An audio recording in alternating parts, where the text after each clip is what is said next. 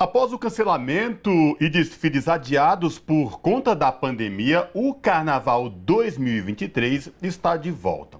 A maior festa popular do Brasil está de volta nas ruas e nas passarelas com desfiles das escolas de samba. Mas o Carnaval não é só desfile de escolas de samba. Sobre esse assunto, a gente conversa agora com Douglas Izzo, que é professor e presidente da CUT estadual aqui em São Paulo e também idealizador do samba de resistência. Aliás, ele já está todo pronto aí no esquema de carnaval. Bem-vindo, Douglas Izzo, tudo bem? Prazer te receber aqui no Revista Brasil TVT. Bom dia, Cosme, bom dia a todos, bom dia, Ana. Prazer enorme poder falar com vocês. Douglas, professor, dirigiu a PUESP, você é presidente da CUT estadual aqui no estado de São Paulo, mas a gente sabe que é um admirador do carnaval, é idealizador do samba da resistência. Vamos falar um pouco dessas histórias aí da festa do carnaval, quem desfiles, blocos de rua, mas também tem muito a ver com regionalidades, né? Fala um pouco pra gente dessa história, Douglas. Acho que primeiro a gente tem que separar aí o desfile da escola de samba de carnaval, né? Carnaval, você tem carnaval no mundo inteiro. Agora, o desfile de escola de samba, o samba, é um produto 100% brasileiro, né? E a gente costuma dizer, viu, Cosme, que o samba é o Brasil que deu certo, né? Porque o samba, ele nasce lá no Rio de Janeiro, lá na pequena África, na região ali portuária de Gamboa, ali na Praça 15, com as tias do samba, né? Rapidamente se espalha por todo o Brasil e hoje é a maior manifestação cultural do Brasil e que fazem, através dos desfiles das escolas de samba, constrói o maior espetáculo do planeta, né? E é uma construção que ela veio de baixo para cima.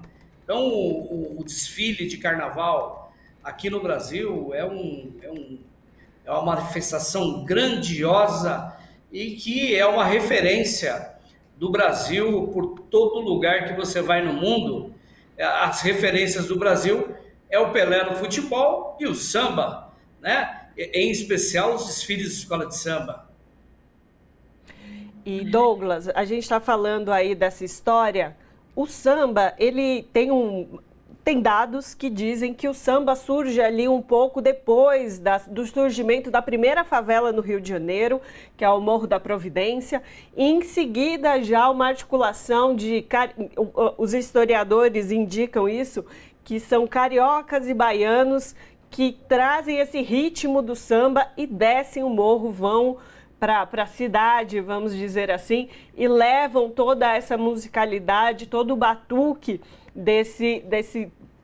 dessa música, o samba, para a avenida de concreto, né? Porque o morro normalmente é ali de barro, ainda mais naquela época, anos 30, anos 20, e são trabalhadores, são pessoas populares. Gostaria que você pudesse trazer um pouco dessa análise, assim, como que a classe trabalhadora e o surgimento do samba se dialogam e como que isso foi ao longo da nossa história. Legal.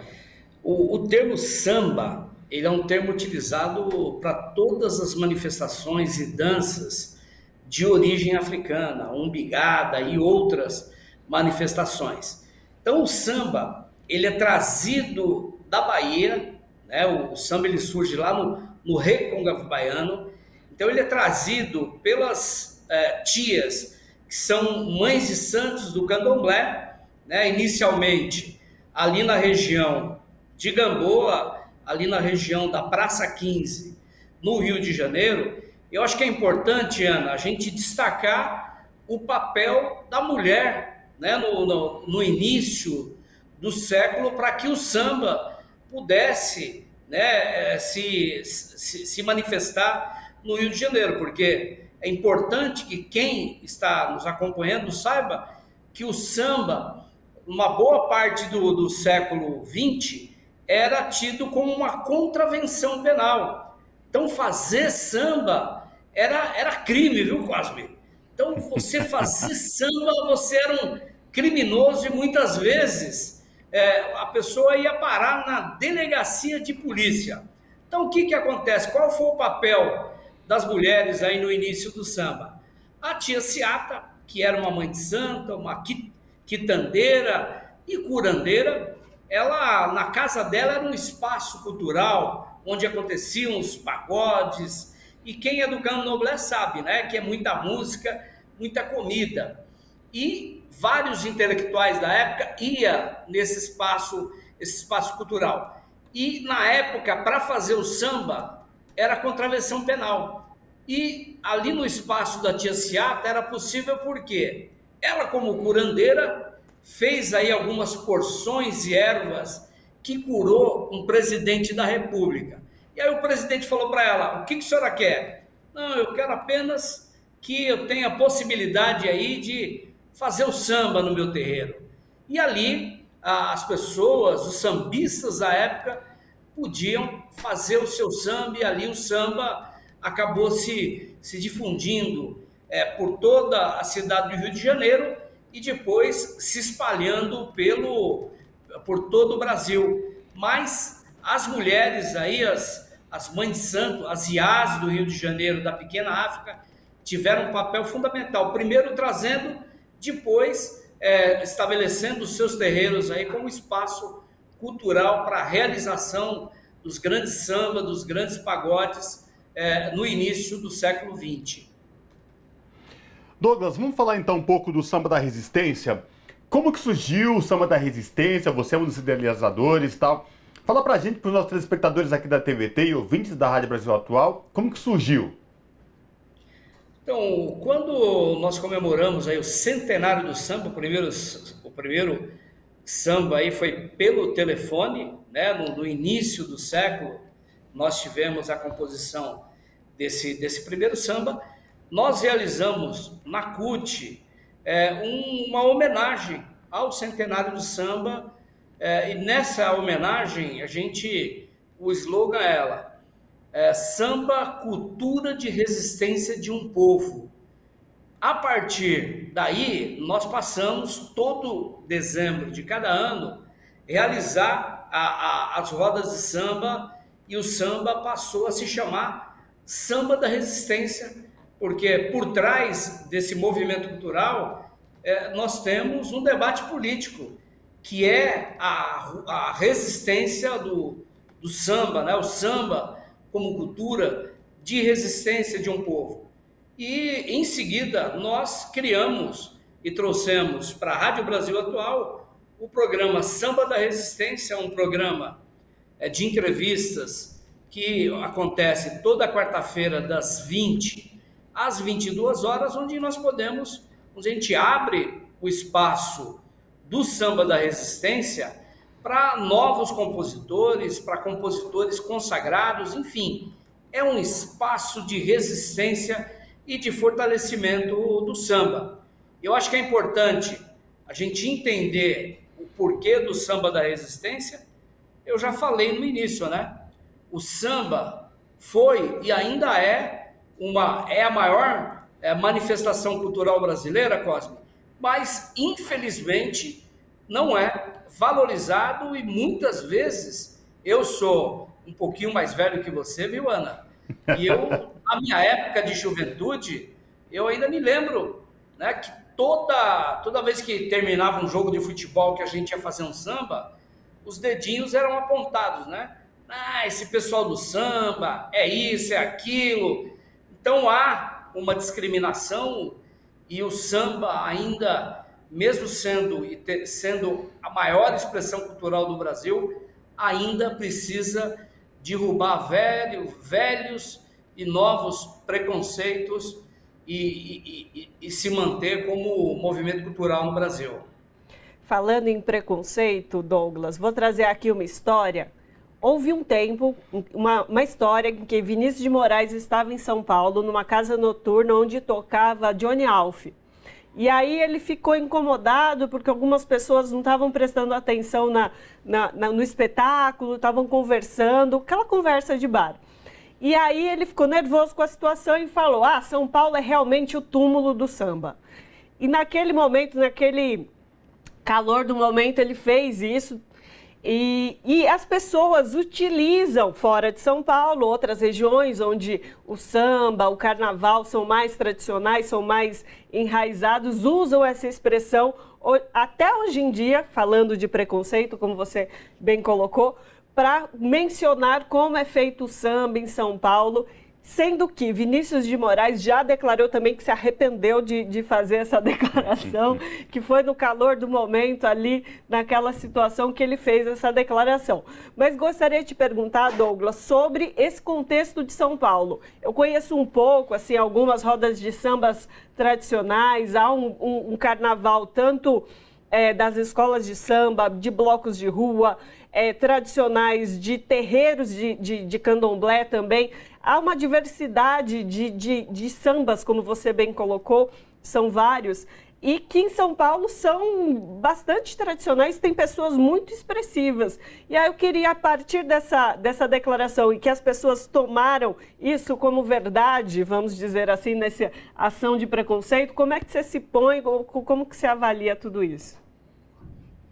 Na verdade, tiraram aí do contexto, né, a fala do nosso querido poeta Vinícius de Moraes. Eu acho que esse é um aspecto. O segundo aspecto é que São Paulo é uma cidade muito viva, que tem muitos artistas e muitos compositores que são expressivos, de muita qualidade. São Paulo, Ana, tem mais de 130 comunidades de samba só na cidade de São Paulo, né? Então, São Paulo tem uma história no samba. É óbvio que o samba, você vai no Rio de Janeiro, eu participo de rodas de samba no Rio, participo de rodas de samba em São Paulo, você tem algumas nuances dentro da própria cidade de São Paulo. Você vai na Zona Sul, você tem uma pegada, aqui na Zona Leste uma outra pegada, na Barra Funda, no centro, na Zona Norte, que é natural, né? O samba, ele sofre influência, inclusive, do desenvolvimento histórico de cada um dos estados, mas São Paulo é um estado muito rico em cultura, tem uma história muito linda, tem um samba que ele vem aí do interior do estado e que contribui muito, e que historicamente sempre contribuiu muito para o nosso samba, e temos muitas histórias lindas e muitos sambistas e muitos espaços culturais aqui que são maravilhosos. E eu vou dizer para você, os artistas do Rio de Janeiro, eles gostam muito e têm como mote aí vim fazer carreira, vim tocar em São Paulo, porque é um espaço muito pujante de samba e de cultura preta e de cultura negra. Douglas, para a gente finalizar, duas perguntas, duas em uma. Vai participar de algum bloco, de algum desfile de escola aqui em São Paulo? E outra, de onde veio esse gosto refinado e tão apurado por samba, por carnaval, e desse conhecimento mesmo e que você tem e mostra pra gente e gosta? Fala pra gente. Primeiro que eu já participei, né? Nós temos um bloco lá da CUT que abre o Carnaval de São Paulo, o bloco Pinto do Visconde, lá no Brás. Então, já participei aí da abertura, e durante o Carnaval aí a gente sai meio sem lenço, sem documento, e vai participando aí de vários blocos, e é um momento muito especial. Segundo, o samba teve presente desde a minha infância, né? Eu aprendi a ouvir samba em casa, né? As minhas irmãs têm um gosto muito apurado pela MPB, eu ouvia muito Jorge Ben, que na época não era Jorge Benjó, né? Era Jorge Ben com as minhas irmãs, ouvia aí Wilson Simonal, Martinho da Vila. Então já começa em casa. E um pouco, a gente que acredita na ancestralidade, né, Cosme? A minha ancestralidade que me traz para esse debate, né, de valorizar o samba, de valorizar a cultura de origem afro-brasileira, de de valorizar as manifestações religiosas que vieram para o Brasil, com o povo que veio para cá, trazido para trabalhar como trabalho escravo. Isso, e muitas vezes é igual no candomblé, né, Cosme? Tem coisa que o orixá é que te escolhe, não é você que escolhe o orixá. Exatamente. Então, samba é uma coisa que vem com a minha ancestralidade e eu, como agente político na sociedade, essa é uma das lutas que a gente trava, né? De fortalecer e valorizar e abrir espaços aí para os novos sambistas e para que o samba tenha o seu espaço merecido na cultura brasileira. Douglas, aproveita então, retoma aí qual o horário do Samba da Resistência na Rádio Brasil Atual? Samba da Resistência, toda quarta-feira, das 20 às 22 horas. Apresentação, professor Douglas Izzo e o nosso querido André Ricardo. O André Ricardo, que eu costumo dizer que ele é o Google do samba, rapaz. Tudo que você pergunta para o André, ele te responde. Google do samba. O Google do samba, Tá aí, exatamente. portanto, o convite do professor Douglas Izzo, Resistência do Samba, aqui na Rádio Brasil Atual, 98.9 FM.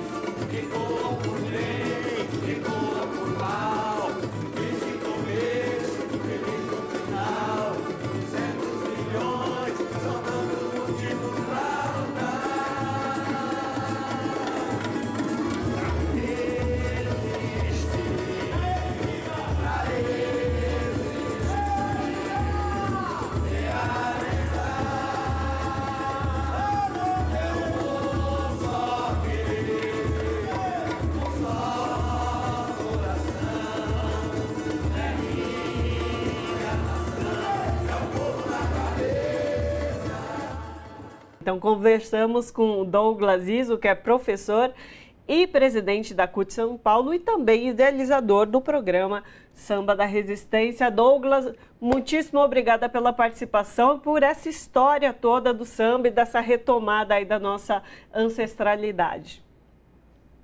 Um abraço, Ana, um abraço, Cosme, abraço a todos e um bom carnaval para nós, né? Muito samba no pé, é isso aí. Abraço. Abraço.